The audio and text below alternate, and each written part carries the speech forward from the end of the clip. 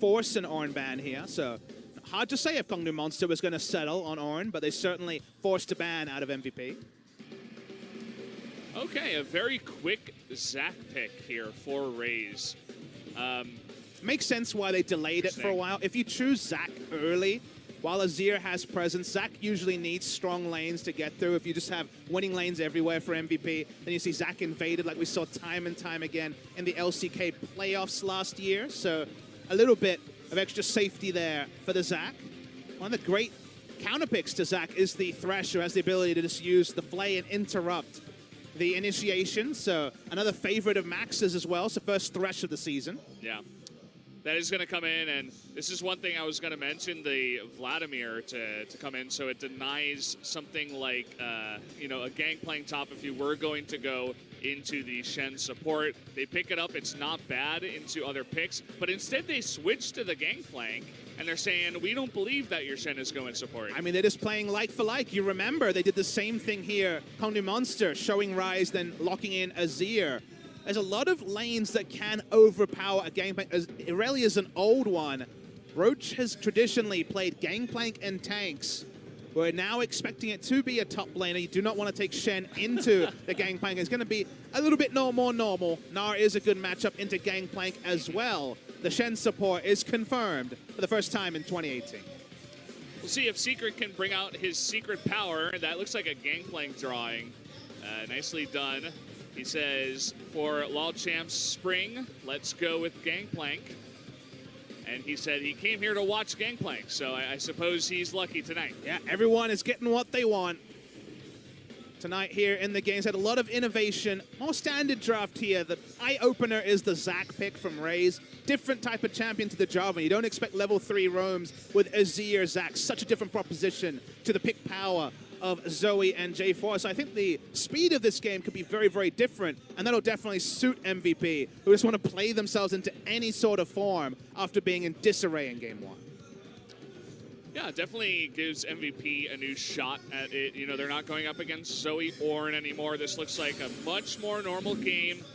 We'll have a couple, or even 3 tanks once Gnar hits that Mega Gnar form to help out the Tristana in the front. Also has Azir for more just disengage or engage on that. MVP's comp is a little bit more all over the place. Ryze and Gangplank, good split pushes, no front line for the Kog'Maw, so Kog'Maw denial more than necessarily a Kog'Maw focus comp like we saw from Kongnu Monster in Game 1. Don't have to build around Kog'Maw, but sometimes you need to be convinced. So I need to be convinced that MVP really do have everything on the ball after Game 1 especially. Yeah, definitely looks like that. They went into the back room, they did a bunch of strategy talk, and good news, guys, there is no pause this time around. So the countdown has started. Let's jump into game number 2 of Kongnu Monster versus MVP.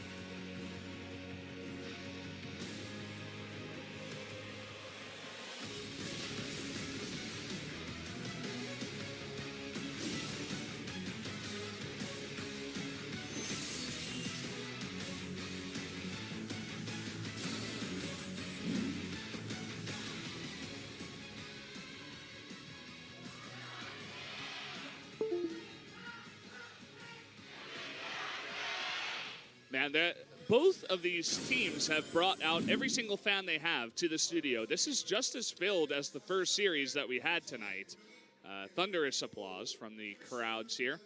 That's why I said, even though when everything, you know, all the chips are out there by the 90th game of the season, do we expect these two teams to be in the playoffs? Probably not. Hope springs eternal. It's match 1. The season is what you make of it. And Kongnu Monster certainly have put their admittedly smaller contingent than the MVP fans rapture after Game 1. They looked great in it. Can they make it work on a draft like this, which is very different? I think if Kongnu Monster can have even a poor imitation of the previous game, but still a dominant victory, maybe we have to reassess some of these Kongnu Monster series as we move forward. One of those Wolves went over to Tristana. That means level 1 for Raze. Yeah, a Wolves start for our Zac pick. Very interesting. He's going to start over here by the Raptors by himself as well. Well, as long as he's not invaded, I guess he'll be fine, given that he has all the healing from the W, but certainly not ideal. No power leash, no quick level 3 potential gank on top lane, for example. But the good thing is you kill a couple of small raptors. You don't even need to kill the big one to get the level 2. So definitely frustrating, but not a game ender by any sense. Great start for Roach up in the top lane. ADD having a bit of trouble. Still has 2 stacks on his Corrupting Pot. Yeah, Roach is a really interesting player. You know, he's been the sort of player who, I think in most people's estimations, has been, you know, the bottom or bottom 2 of top laners when he's been in the lane multiple times, been in the league multiple times. And you might think, okay, why is he still there? But talking to his team and people who know the Kongdo organization, they've been full of praise for him, saying he's a carry player, saying that, you know, he's a young player, but he's still trying to find his feet. They've shown confidence in him for the best part of 2 years. So for him to finally pay off, you know, kind of like Smeb, who had a very slow start to his career, and actually take the next step, it's a very big ask to be any sort of approximation of Smeb. But I think Roach has kind of had his chance to season himself in and out of LCK. And if he doesn't show something in LCK Spring 2018, he's probably out of chances. Yeah, I would have to agree. I mean, he had a great first game on the Ornn. We'll see Gnar a bit more of a skill-based champion if he can make that work. Also consider he was on the back foot just farming on Ornn, and now he's on the lane aggressor, lane control champion in Gnar. So just like we said, let's see Kongdo Monster make things work with 2 different types of draft. On a micro level, seeing that from Roach also tells us a lot about him as a player as well. As we have a bit of a lull in the early game, you were mentioning the inspiration tree being picked by almost everybody in the last game. This time it's 4 members on MVP, main on 2 of them and secondary on 2 of them, and only 3 members on the side of Kongdo Monster, with no one maining inspiration actually on the side of Kongdo Monster. Yeah, I guess not that big a surprise. Zach has to go into domination for the zombie wards. You need junglers with at least domination as a sub-tree. And then when it comes to Roach, he's showing a bit of respect to Gangplank, who, if he gets an early gank, can run away with the lane. So going secondary resolve and just looking for the auto-attack harass. The Gnar is one of the few champions that actually still picks up Summoner Area after the nerf a few patches ago, just because a single auto-attack harass is enough to proc it. So harass with the Q, but also harass with the auto, just trying to keep his opponent at low health and then threaten a dive basically at any point, because Gangplank will spend the entire laning phase 50% HP or below. Yeah.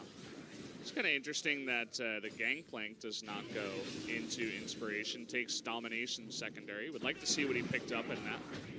Agree with that. I see almost all Kleptomancy Inspiration into Resolve secondary, so Domination, I guess Zombie Ward is probably what you said. Maybe something like Taste the Blood, or actually not a cheap shot, I guess, possible, but I'm interested to see what his second one was. We'll probably get a look at that. I doubt it's any sort of snowball mastery, so yeah, it is interesting to see, especially because Resolve was buffed. Resolve secondary, I guess Resolve in general was buffed quite a lot on this patch for everyone who didn't want 160 health at level 1. The fact that you now get laning stats, AD or AP, does help the laning phase of people that went into Resolve. So again, very surprised to see ADD, but if any man is going to do things a bit differently, ADD is certainly the top laner to fit that bill.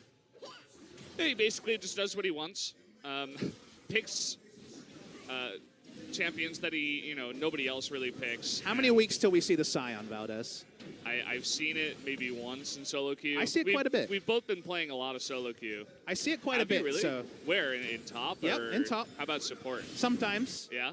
I'm an offender of the Comet support. It's so funny. So the person you've been seeing a lot is yourself. No, I don't play it in Scion. top, though. Oh, okay. I see it myself in the support role, but in top lane, I mean, it's unkillable, so that's pretty good. True. Also in a 2v2, if you die early, you can help out. Good stuff like that. Seeing a bit of jungle attention here from the Kha'Zix. Considered by many the top meta jungler on this patch. Some people will say Jarvan. Most people will be saying the Kha'Zix. Even after the lethality nerfs, losing 2 lethality on Serrated Dirk and also the evolutions in a recent patch. Yeah, it's you can do a lot of damage very fast. I mean, the entire domination tree allows you to do that, but electrocute as well. It's pretty oppressive, and especially level 6, you pick up the evolve on your ultimate, so every time you enter a brush, you gain movement speed and stealth, so your mobility in the jungle gets out of control, your mobility in general, your gank potential, because you can come out of the brush, invisible, and then ultimate to get extra stealth, and then you enter the gank on top of the guy, and he's like, okay, I had no idea you were there. I'm just dead. And as a flow-on effect, also consider that it's pretty much super tanks in the support role, and then DPS members elsewhere. So just that reality means that there's a lot more space for you to not have to evolve a damaging ability and have enough damage in the lane to follow up a successful gank. As we can see the keystones here for Secret, he's not taking Zombie Ward, which on first glance seems like a mistake. Sudden impact there for the extra damage. It's weird that he's taking those two in particular. Of a domination tree, I would definitely not expect to see one of the I believe it was Ravenous Hunter, but also going into the sudden impact. That's a bit strange. Trying new things out. I mean, Shen support isn't exactly super meta. You see it from time to time. But trying to teach us a new thing. Maybe it's his own secret rune page there. So see what he can do with that. On our screen, it actually has inspiration underneath his resolve. So maybe it was a mistake. Not really sure. I'm guessing so, just because Ultimate Hat... he has the stopwatch. Yeah. Ultimate Hat is so good. Guys, we have a rune issue here, and I don't really know what to tell you. hey, it's not me saying anything. I'm new here. I'm being nice. Yeah, we got the confirmation it was wrong. There's first blood as Roach turns into Meganar and Raze with the follow-up. Roach, once again, dominating his lane. I like your seamless transition from confirmation from production into first blood. Very nice, Valdez. Turret dive, you're expecting whenever you're against a Zac comes true. The stopwatch, apparently, eyes was off the keyboard for a second and leads to the first blood. Beyond's going to try and solo the Drake, which against Ocean is always pretty painful, but he'll get there eventually. Yeah, it's going to be a really nice Drake to pick up this early on in the game. Get a little bit more sustain for Gangplank up in top. And that's pretty much the main thing. I guess Ian can get a nice bit of sustain on both his health and his mana in the lane up against Edge. And I tell you guys that from playing Shen support and also looking at players like Gorilla, it's usually Ultimate Hat and the stopwatch are the choices. Makes sense. In the Inspiration T. Ultimate Hat is so good just because you have such a long cooldown that 5% CDR and then an extra 2% on a 3-minute ability is very relevant when it comes to presences. This time, I'll give you another time. You can play-by-play this one this time. I mean, ADD, he just walked into it. He's like, I'm not going to get away, so I'm just going to try to remove Scurvy. But it was already too late. Zac barely did anything at that point. All right, if they show it a third time, I'm going to play-by-play at Valdez. Where's my play-by-play at? You can do it. I'll let you do it. I don't think we're going to see a third replay of that one. It's going to be a sad game if that one's in the post-game replay. You can do the next team fight. How about that? No, I'm good. I'm good. You sure? I mean, we got some riveting action between these two teams. I know that some people misunderstand the label color casters, but okay, there we go. Let's call it special comments. It says sorry. It says sorry next to Secret's name. On the left, it's like, sorry about that. But these are actually the real runes. Makes a lot of sense. It's actually the free-ass boots. Yeah, free-ass boots instead of Ultimate Hat. So, actually, it's not Sorcery Tree. What am I saying? Of course, it is Inspiration. So, free-ass boots makes a lot more sense. Look, sorry, guys. Sorry from Papa Smithy as well.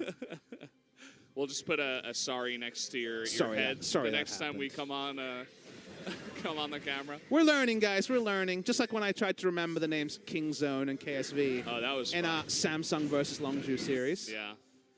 Well, we got another K team in this one in Kongdu. At least we call them Kongdu. We don't call them like KDM. There's probably a couple of people out there that call him KDM. We got a gank up here in the top lane. Maha and Max trying to predict that flash. He got really close. Props to him. And Raze, coming from the side, decides against it. Could have considered a flash flay instead of the prediction, but looked damn cool. Couldn't pull it off in that particular start. Sometimes I feel like Max just plays to get the highlights, to get the MVP points. Okay, here we go.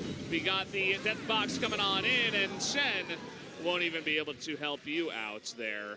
TP also was used by Ian just to take that tower aggro, I suppose. I mean, it's good map movement from MVP. First kill of the series for them, but also rotating and getting the Gangplank out of the Gnar lane and potentially picking up a first brick here as well. Smart moves by them. Wow, that barrel doesn't do much. Nope. Yeah, that is going to be the first brick here for MVP up in the top lane. Secret and Soul trying to hit one back down here in bots, but Secret ends up eating a bunch of damage. That last Q does miss. Edge coming on in, trying to help on out, but not needed in the end. I'm not sure why Edge rotated. There was some vision spotting him coming down, and a turret dive seemed pretty unlikely. But I guess he just wants to get the turret down, so just trying to have his presence felt, and one more rotation from Soul should be enough to take the turret. They're delaying this turret a long time, and now Edge has to leave. The bot lane will get back, and it's a turret for no turret trade here for the side of MVP. Very nice. Speaking of very nice for MVP, they have the Rift Herald on the way. Here's a replay of this. You're going to see the replay. Even through the Shen ultimate, when you Shen ult early, not going to have as big a shield. I don't think it would have made a difference either way. So very easy dive coming through from MVP. Yeah, we do have this Rift Herald on the way here by Beyond. Looked like he was waiting, didn't want to over DPS and try and get another auto attack onto the back exposed, but it wouldn't expose again, so falls a bit lower. We'll get the Rift Herald nonetheless. Lane assignment here for MVP has been much, much better in this game. Getting Kog'Maw into short lane, even with his summoners up in mid lane. The Thresh can just go visit other brushes, start warding around the mid lane, and just have a lantern for safety. So good lane assignment for the Kog'Maw. They've been able to keep Gangplank out of the Gnar lane for minutes now, which is also good for them. They will finally lose a turret, but MVP are managing their resource a lot better in this game than game one, which admittedly isn't saying that much. Yeah, definitely. And Ray's just doing his part here in the jungle, just trying to counter jungle just a little bit. He hasn't really had too much of a show in this game. Definitely not as much as he did in game number 1 on the Jarvan. Keeping up in farm with the Kazakhs. Has an assist, just helping out a little bit in the top lane. I think Roach probably could have gotten that solo kill by himself anyway, but sharing some of that gold. We'll see what the Zac can really do later on in the game. It's going to be very hard to get onto that Kog'Maw with a Thresh right next to you when you're playing that Zac.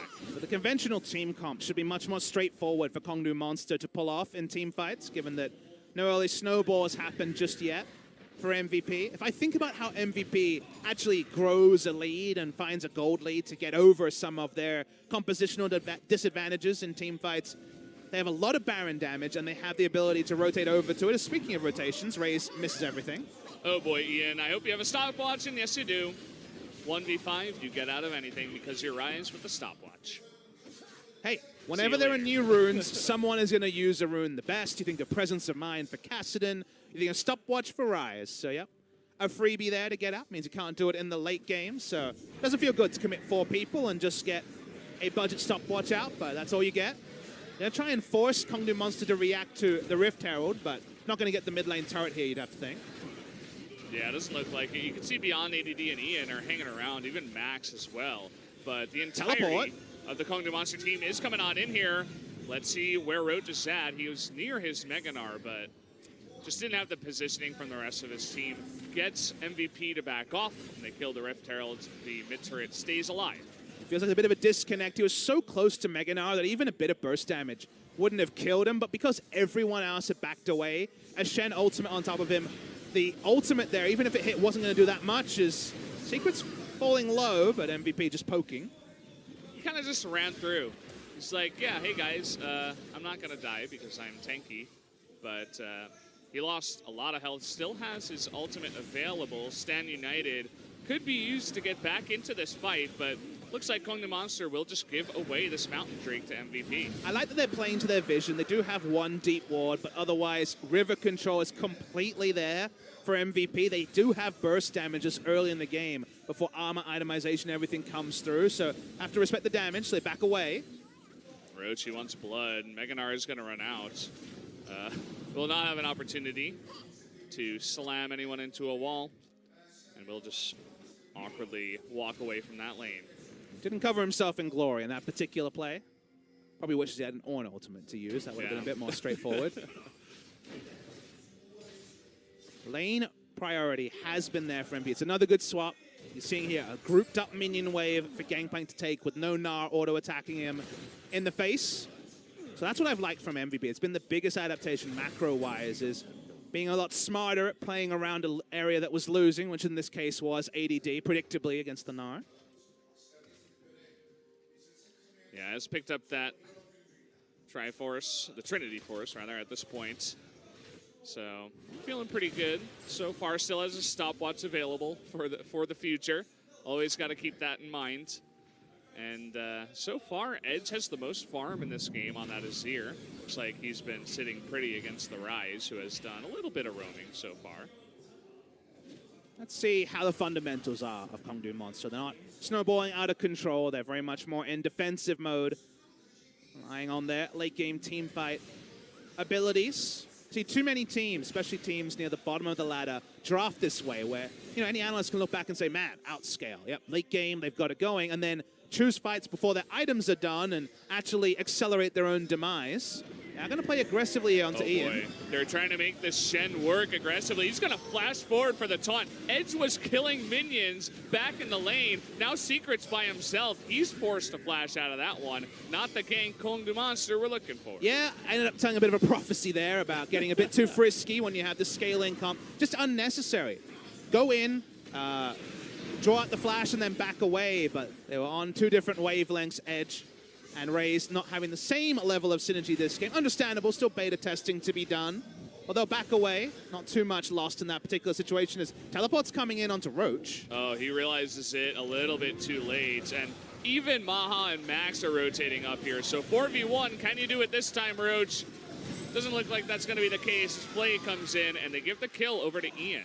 Azir will get a turret, or at least a big chunk on a turret in trade. Gangplank doesn't want to teleport to it, so yeah. Even though Roach's top laner sense maybe let him down, are able to get a lot of turret damage as a response.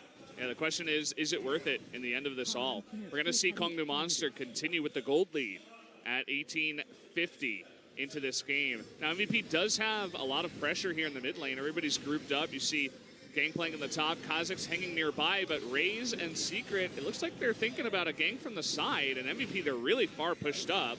Roach could teleport in as well. Yep, here we go. Yeah, here we go. There's the teleport. It's 5v3 right now. Beyond a little bit too late. There's that Dream of Shovel to get everybody back into the back. That's going to be one kill. A little bit of a mishap on the Tristana ult. Pushes Maha away from the rest of them, but Raze is not yet done. He's going to knock a Maha, and it looks like his time on the Rift is over. That's going to be a second kill going over to the side of Kongdu. That was largely excellent play for the side of Kongdu Monster. Great double stun onto the Kog'Maw there coming through from the Zac, and then the Emperor's Divide pushing everyone in. Like you say, could have been a little bit cleaner, but they got the bot lane turret as a trade for a single kill. Allowed Roach to teleport back in. A big damage on mid lane, and all Beyond can really do is try to wave clear. It's not going to work, and it's a second turret to the side of Kongdu Monster.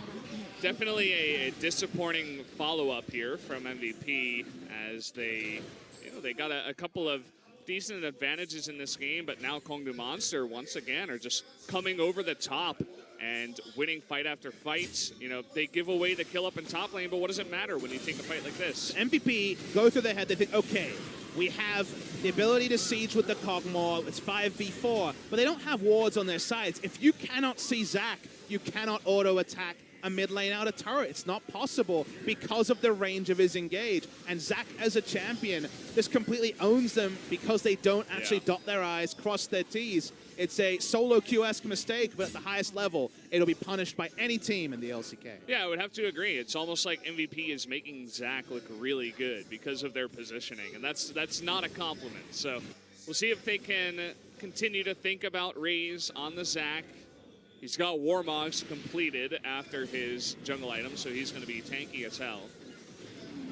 And engaging non-stop. Just back to the wave clear in mid lane. Side lane still pretty short for both teams here, as there's outer turrets in top and bot for one team respectively. ADD's happy with the extra time to farm to continue to keep this CS lead around 20, as it's been for the majority of the laning phase. Again, to me, MVP's best way to victory, best path is Baron, because they have a lot of Baron damage and they have the Rise. So the way you get Baron is to either trade it for a Drake, which seems unlikely that they'd allow that Kongdu Monster. Can be surprised at 20 minutes. Or to really extensively ward up, say, the top side of the map, and when Kongdu Monster tried to divide up the bot side of the map, for example, just ult straight into Baron and try to burn it. We've seen that already tried once today and failed. in our first series. So a play like that, I think, is the big thing here, because I look at the team and you're like, okay, 5v5 doesn't really work.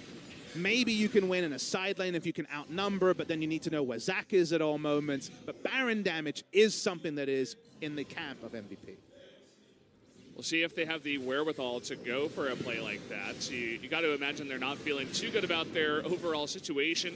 Team fights, as you were mentioning. This is going to be a free Cloud Drake given on over to Kongdu. We'll see if Beyond wants to go in. But Raze is here. The smite is not going to work out. And the Lantern gets Beyond to safety. So Cloud Drake picked up here for Kongdu. Did not give away 3 Drakes over to MVP this time around. It was a good contest from Beyond. They had the first 2 Drakes of the game, so just a backup win condition of a super-powered Elder Dragon when they have the late from Kha'Zix and also the Lantern, meaning they don't have to actually blow a flash. It was worth a go. It doesn't happen. Kongdu Monster now on the board when it comes to Drakes. And let's look at the map, though. I mean, what do we criticize MVP for when they were caught in mid lane? It's the vision in their side lanes. How is Kongdu Monster able to keep up control wards on the bottom and top of mid lane? Plus, they have control wards everywhere. Just one on Baron now being erected here by the side of MVP. They need to play to their vision, because being denied vision against Zach is basically losing a game. Yeah, I mean, they had control of the mid lane. They take out the top side control ward, but the bottom one is still there. It didn't even decide to check it. I mean, it's a little bit more tricky than that, because you have to rotate multiple people around. You also need the Thresh there for a Lantern, but I take your point, and the vision they did get down is being very quickly eliminated by the side of Kongdu. If they have a vision advantage, Kongdu decides everything. Is that going to engage? Are they just going to farm out with a superior 5v5 comp? You cannot give them options. As MVP's team comp, you need to pose these questions like, are they doing Baron? We don't know because we can't check the vision. That's the sort of thing that needs to be happening. Otherwise, we get back to this equilibrium point that favors Kongdu. Yeah. I felt like the only reason MVP was able to get any vision near that Baron was because Kongdu Monster sent 2 of their members back home to shop. And now that they're all shopped up, immediately the vision control goes back to Kongdu Monster, who have 5 control wards of this game. 5 control wards. Better macro so far. They got Azir down in bottom lane to take the tier 2. Now he's in top. He takes the tier 1. And Ryze doesn't stick around to try to clear the waves. It's not really working out for MVP too well. They're going to retry here at mid. Using smites aplenty to try and get it down. Should be able to burst it down this time. They actually do get the hook here onto Shenba. Here comes Zach. Is going to knock a couple of heads together onto Ian and Max, but in the back lane you can see a fight going on. Beyond almost gets taken out. Raze gets away with his life, and in the end of it all, Beyond is the only one that dies. And here they go once again. They're not done. They flash forward, trying to knock a couple more heads, but the passive is procced here onto Zach.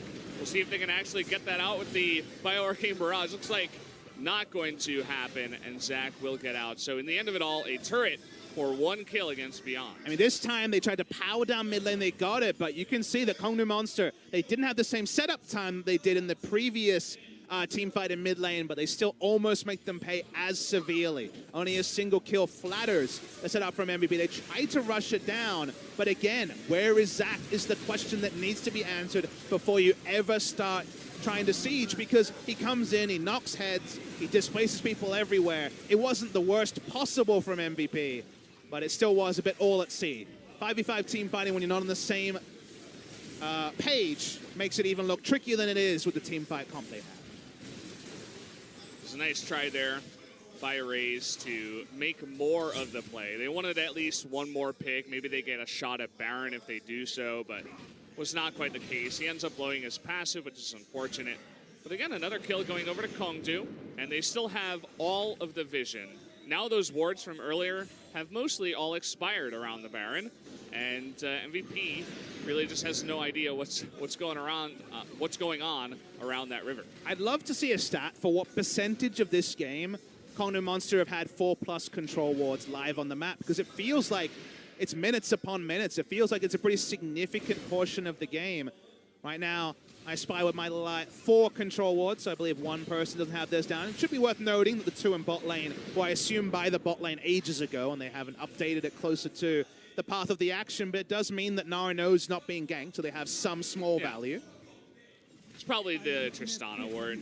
I mean, you can see that she doesn't really have much inventory space to buy control wards, but she did buy one at once. So control ward comes down here from Ian, immediately gets popped, but at least they have spotted and almost catch Soul with the Thresh Hook. Does not work out, and Kongnu Monster continue to have vision control. Let's take a look at the damage here. Kog'Maw is way far ahead in this game, and not too much damage overall is one thing you can notice, even though we're 30 minutes into this game.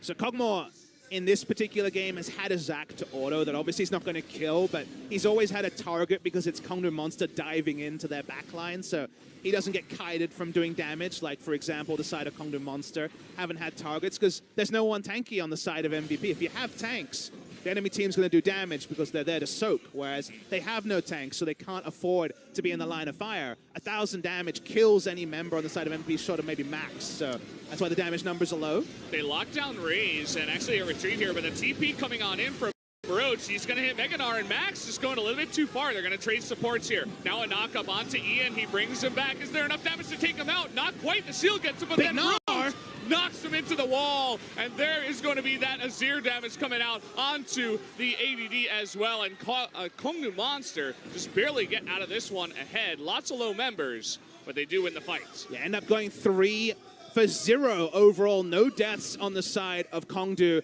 Sorry, I should mention Shen went down. So 3 for 1. They had control wards again, so they weren't losing in terms of vision, because losing an auto attack because someone jukes into a brush is such a frustrating thing in a team fight. It wasn't ideal. It took a long time because Zac wasn't actually able to get into the fight till much later. You'll notice takes a bit of damage, and he's kind of walking around when this action really starts. They DPS onto Max. He's first to go down. By the time Zac comes in, it's already a 1 for 1, but Zac does his thing. The rest of the members are all over the place. Beyond almost burst down Soul. So Soul was trying to take advantage of auto-attacking over a wall. Yeah. But almost gets assassinated doing so. He's got a stopwatch because so does everyone. And they got a Baron, I guess. We got a fight going on here. The Baron goes down and Beyond gets hit. Max will go down too. Unfortunately, we didn't really get to see what happened. ADD looks like he's running away, but from what we can tell, it looks like very Kongnu favored as they take the Baron, and now they're going for a push down mid lane. I mean, they still had the wards down. You'll remember, so his return, they said, well, you don't have any vision around here. DPS down Baron. They have incredible siege and so many frontline tanks. One day they'll know where Zac is, probably when he's right on top of their faces, because they still don't have any vision on him. Goodbye, inhibitor. And this game went from 0 to 100 in a breath of a moment. And suddenly, Kongnu Monster are a team fight away from victory. Well, we got Azir sitting at 4-0-3 at this point, looking towards his 4th item. Edge having a very nice game on a different champion. But really, it's been about the teamwork. Let's take another look at this replay around Baron. I mean, Ian's in base. You know, Ian's not going to be there.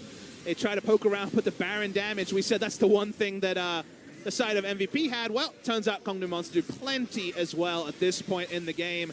AD can't do anything. They have no frontliners, so how do you 5v5 fight when the 5 members of Kongnu Monster are grouped? You don't, Valdez. There's nothing they can do. It was a great move. You were mentioning the vision. It was all about the vision. They just didn't know what was happening. It was a close fight, but immediately, the second everybody on Kongdu went back home and was healthy, they started the Baron right away. And you look at the comp from MVP, and you think, solo queue, great team comp. Lots of people here can solo carry, a lot of damage. The problem in competitive is, if they were able to keep up vision that they clearly aren't, their vision control this game has been very poor, then you can do things like rush down a Baron. But if you draft this team comp and your fundamentals are worse than the enemy, then you just lose because you can't do anything. You can't gank, you can't start Baron, you can't face check. Who is the face checker? Is it Max? Because he's going to die pretty fast, Righteous Glory or no. No one can face check, so the Baron is free for the side of Kongnu Monster. And 2 games in a row. The first game you can say power picks, the second game it's just about what MVP thinks is good. I think they just have a misread on the draft at the moment, a misread on the meta, because this is pretty woeful stuff, honestly. I mean, we always have this in the beginning of a new patch. Which team is going to get acclimated to the new patch faster than the other team? And so far, the obvious answer is Kongdu over MVP. And we've seen it play out here. I feel like overall the macro play from Kongnu Monster is looking a lot better from last year. I wouldn't say it's pristine, but it's looking good, at least against MVP. Would love to see what they can do up against one of the stronger teams in LCK. Let's see if they can close it out here. Ray's charging up.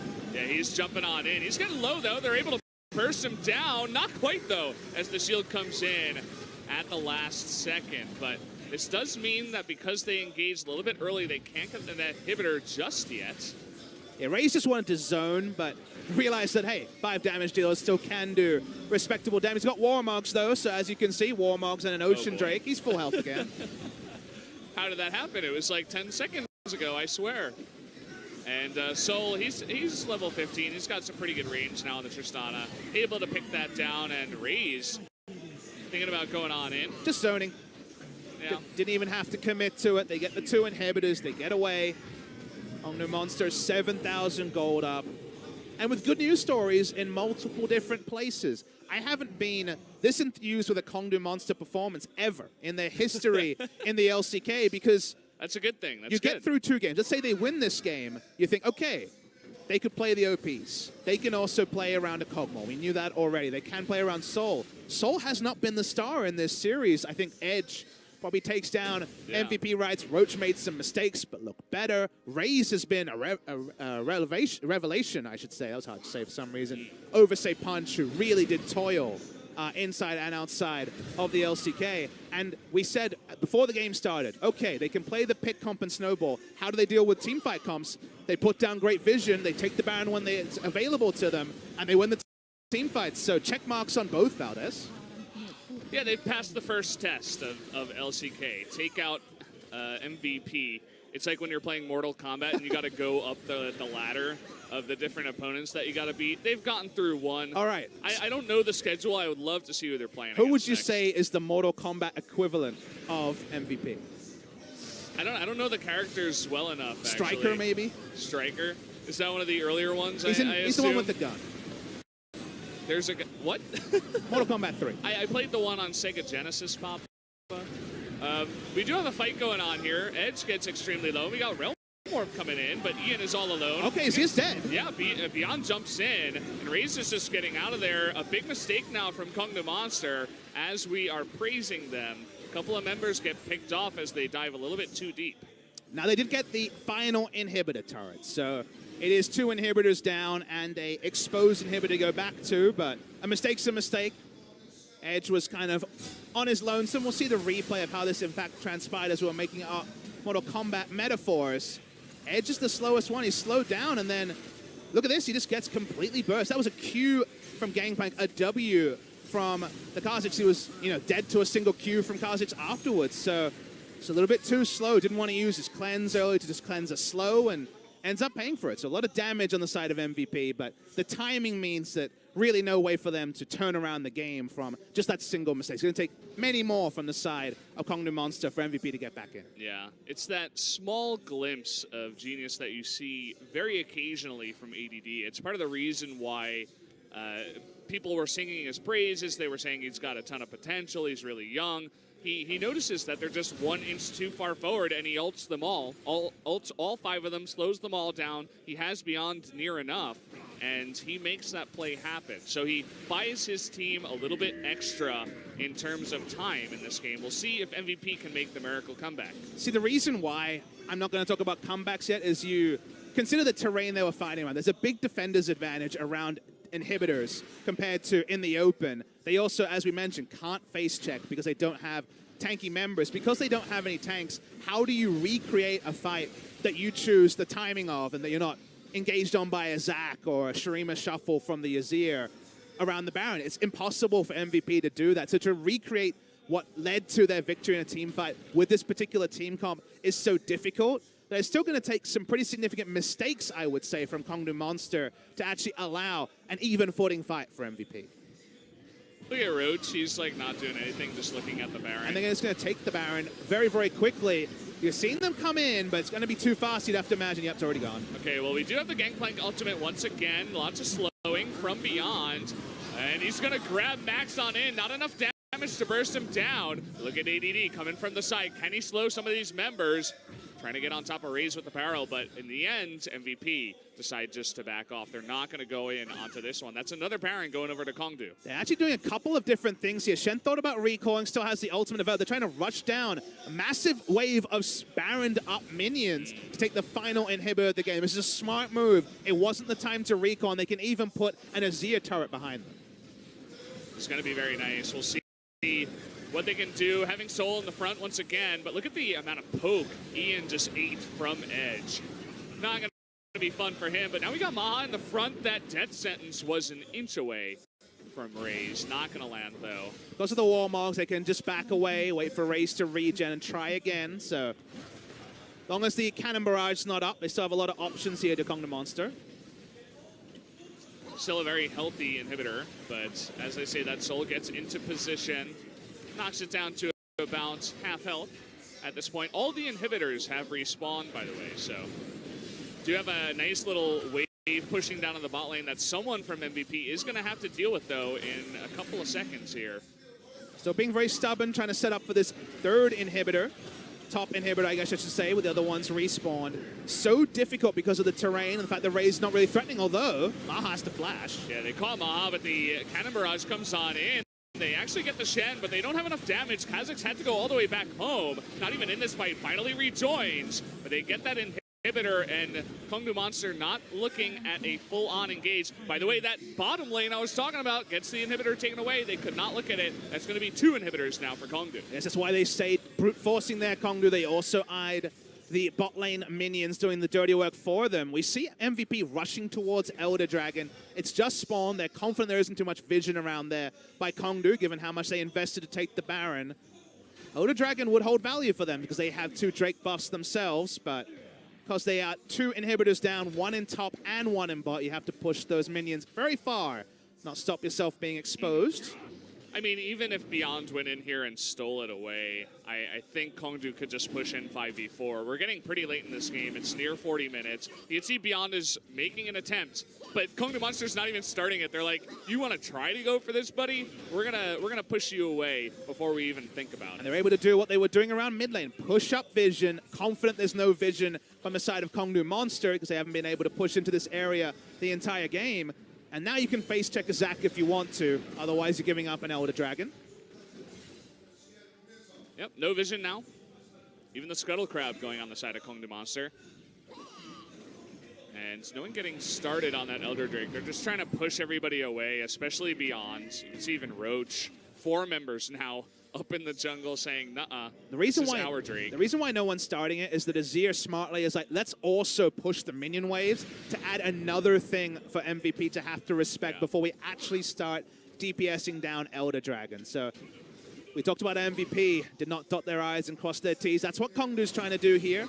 About 25 seconds before the top lane minion wave is going to push in, and that's why Kog'Maw just says, well, got to give it up. And I love the mental fortitude of Kong Du, not rushing. They're not in a rush. They have the scaling advantage. They have the gold lead. They have the kill lead. Everything's in their column. So why half-ass the setup and then lose from a Elder Dragon steal? No need to do that. It's kind of that feeling that you get in solo queue where the only way you lose is if somebody throws. And nobody is throwing on the side of Kong Du Monster. They all came to play today. And that's a really great sign coming into 2018. Perhaps a new mental state, a mindset coming into this series. Even against a team like MVP, they look so prepared. They're like, we are not losing in this first game. So they get the Elder Drake. Now they're pushing on this mid inhibitor. Will just be a matter of time before the double super minions come down every lane. ADD taking too much damage, will have to back off, and down goes the inhibitor. Well, as I say that, we got another hook here onto Soul, who actually leaped forward, not scared of anything at this point in this game. If either Azir or Tristana solo down anyone, their focus fire will kill basically any member of MVP. So Soul's willing to just buy time while Azir had free fire. Speaking of free firing, we're just getting a couple of orders onto this Nexus turret. Yeah, I mean, it's just way too many super minions to deal with us at this point. They need some sort of engage from a death sentence, from a gangplank ultimate, some way to get on in. But MVP from this far behind, not really finding the opening they're looking for. Very unlikely this will not be the final passage of the game. 2 super minion waves coming in. ADD trying to stop one as much as he can.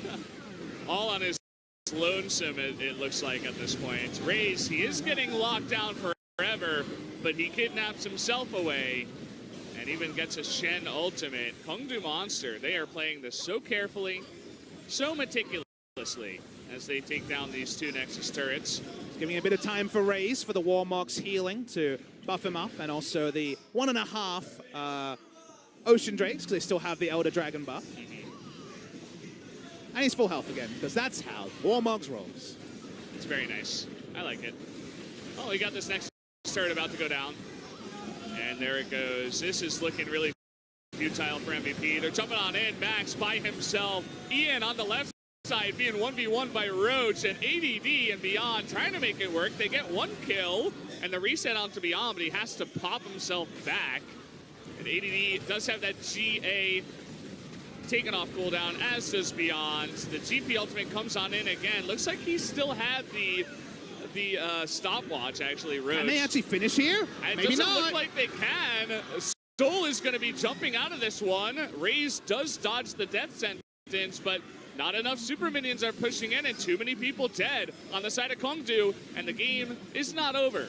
Beyond actually found the assassination onto Edge over an extended period, took him down, and they couldn't actually close the game, so credit MVP.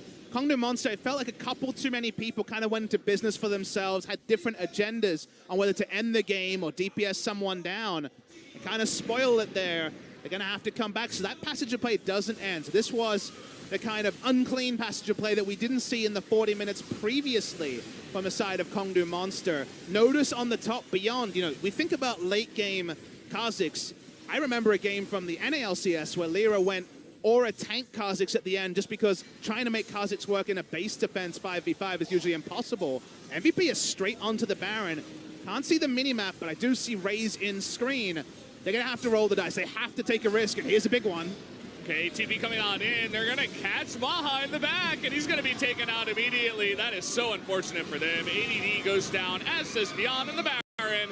Oh, they had to go for it, Papa. You gotta give them props for that. They don't get it, but that's going to be the win for Kongdu. You give Kongdu Monster one mistake, and otherwise this game, this series, pretty damn good for them. Almost a perfect game in game one. They had to toil more here, but they toiled smartly. They did not have a fiesta. They played intelligently. Couldn't finish the game a moment ago, but they're going to do very soon. Yeah, they're going to take out the last 2 remaining members of MVP, end that one with an ace, and the Nexus going down. Our second 2-0 of the night. This one ending in 44 minutes.